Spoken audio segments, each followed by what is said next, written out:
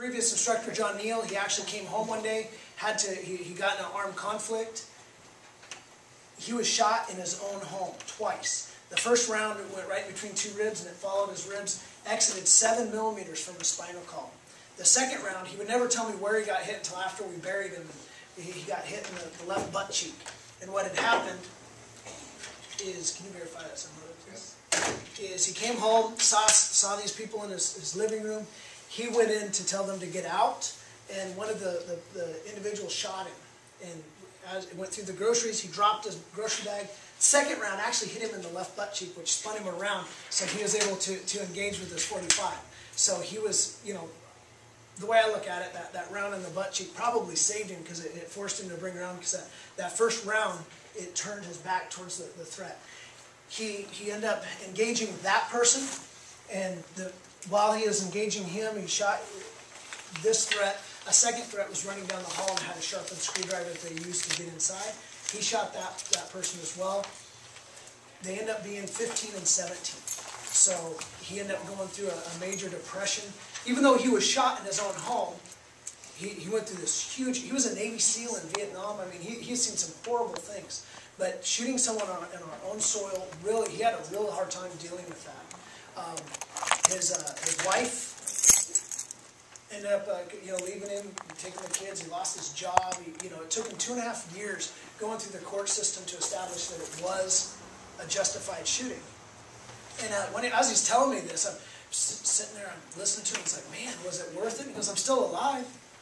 And that was his whole thought pattern was, as long as you understand that your firearm is your last possible option. It's vital that you understand that. I'm going to run, lie, drive. I'm going to do whatever I can to get away from having to use my firearm. I had one of our master instructors, he asked me one time, he goes, "Mr. Turner, I heard that you carry a gun." And I said, "Yes, sir." He goes, why do all this punching and kick stuff if you're going to carry a gun? And I said, "Well, it's real simple.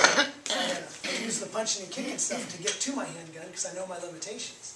And he goes, "Okay." And I said, "Now I use my handgun so I can get to my vehicle." And he goes, "To escape." Very smart. And I said, "No, that's where I keep my rifle." So, yeah, all in fun. That's where I keep my shotgun. Okay. And I want to say I'm joking, but anyways. Okay, emotions that you may feel after the aftermath of a defensive shooting. You may feel elation, where you're actually happy. It's not happy about killing someone or shooting someone else. It's more about you're happy that you survived. And it's a primal thing. Some people say, "Well, I don't want to feel that." You can't help it. It's already pre-wired. All right, another thing is revulsion. You may become nauseous, vomit, or even faint after the emotional shock. I've personally seen people that have been in a critical engagement and then they're over there vomiting. That's a common thing. Remorse, a normal feeling of sadness or sorrow after having been forced to kill or shoot another person. Self-doubt, questioning yourself, such as, did I have to shoot? Could have I avoided the attack? Final stage would be acceptance, where you know that there was nothing else that you could have done. No, I will. And then, of course, post-traumatic stress disorder, PTSD, has flashbacks, recurring nightmares, the inability to function normally.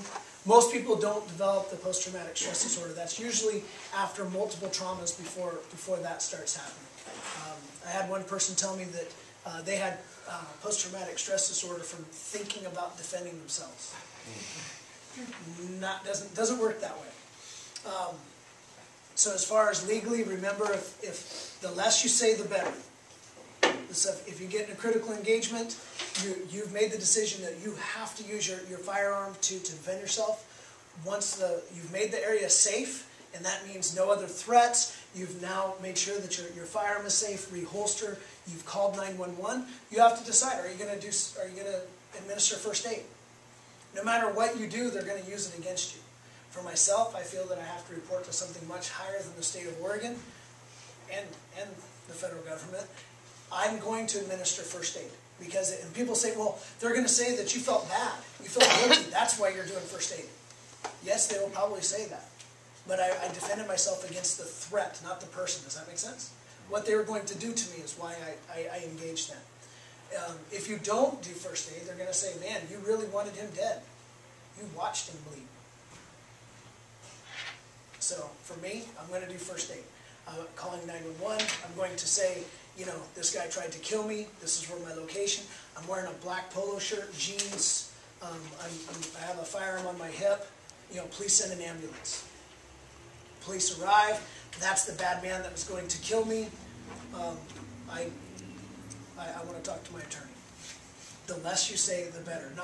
People say, well, the police officer are going to think you're guilty. It doesn't matter what they think. They're going to be, their job is to write down everything. Now, I'm not saying be rude. Keep it clean, no profanity. Just tell them the facts. This is the guy that was going to kill me. I want him arrested. I want to talk to my attorney. Let your lawyer tell the story. Okay. Counseling, you know, aftermath of a defensive shooting, you know, they have the counseling and self-reinforcement. If it was me, if I had to use my firearm in a critical engagement, I just do the counseling. I probably need counseling as it is right now. Professional help is always good. All right, possession of a firearm at school.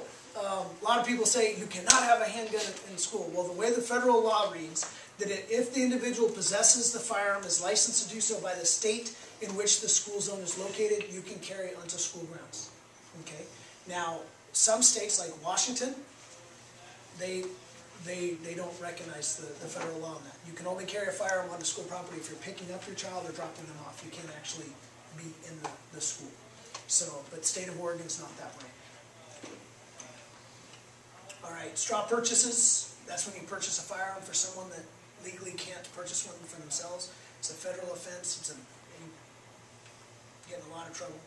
Selling firearms. We've been having a lot of people ask questions. What do you do? I bought this gun, but it's not registered. No, there is no registry. Okay, at least in Oregon or the rest of the free United States.